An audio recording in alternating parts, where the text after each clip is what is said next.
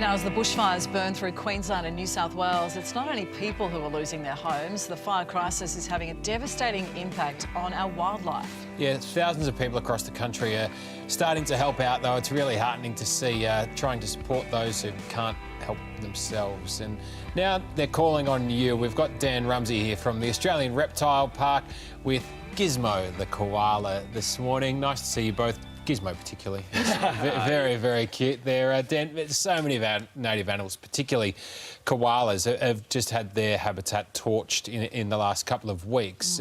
If people come across wounded wildlife, what can they do to help? Yeah, well, obviously it can be quite difficult at times, particularly for an injured or sick animal. Obviously, if you approach one of these animals, they're wild. They're going to be scared enough as it is. So the best thing to do if you do see an injured or particular wild animal, I would contact your local wildlife rescue group, whether that's WISE, and allow a professional to deal with that kind of situation. Obviously, use common sense. There's a big difference between maybe catching a kookaburra and putting that in the box and taking it to the vet, as opposed to something like an eastern brown snake, which should only be done by professionals. But yeah, just do your bit. Keep an eye on the animal. If you can, maybe provide it some water. I saw a video yesterday of a koala drinking from a water bottle.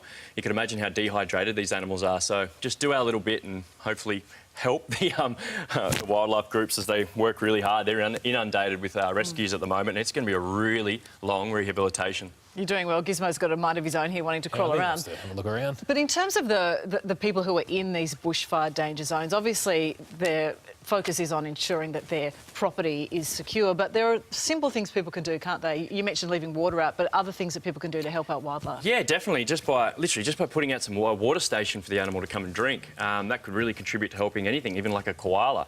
People don't realise koalas will drink water. They don't just get all their water from trees, which they usually do. You can see my koala's very active at the moment. He is. But outside of that, if you have a pool too, potentially the animal could fall into the pool, so make sure they've got a way to escape, having a rope in there or maybe a log, any way for them to be able to climb out. To give them ability to get out. Just allow them to get out and escape. And also, too, be mindful of animals, wild animals coming into your backyard. They could just be potentially looking for shelter as well.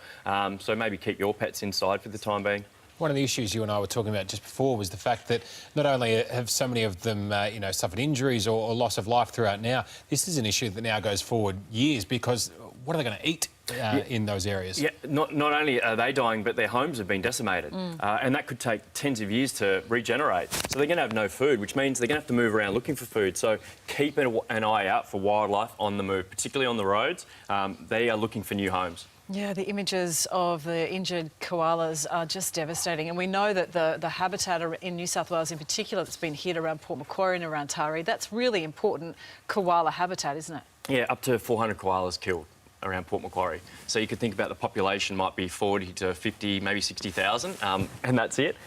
To lose 400 in just one quick fire just shows... There's some decent claws. Yeah, you can hear the decent claws there. Obviously, it just shows how good they are at climbing. But to lose 400 of our most iconic animal, it is pretty sad. So hopefully everyone keeps contributing to saving. I'm going to get a bit of a piercing in the moment, I think. I know, but, Gizmo doesn't like hearing about the impact it's having on his friends, goodness me. And what about for the rescue organisations? Because you've had heaps of calls yourself at the wildlife park, haven't you? Yeah. And we know so many rescue organisations are really struggling to help out. Well, obviously, a lot of these rescue organisations too run off volunteer programs as well. So volunteers are not much funds, so please send in as many donations as you possibly can. I know the Koala Hospital at Port Macquarie's had a GoFundMe page, which has raised, I think, over $300,000. They're going to need those funds to continue, because some of this work, recovering these animals, rehabilitating these animals, might last for 12, 18 months before they can be returned back to the wild. So let's not forget about it next week. Let's continue to support our native wildlife.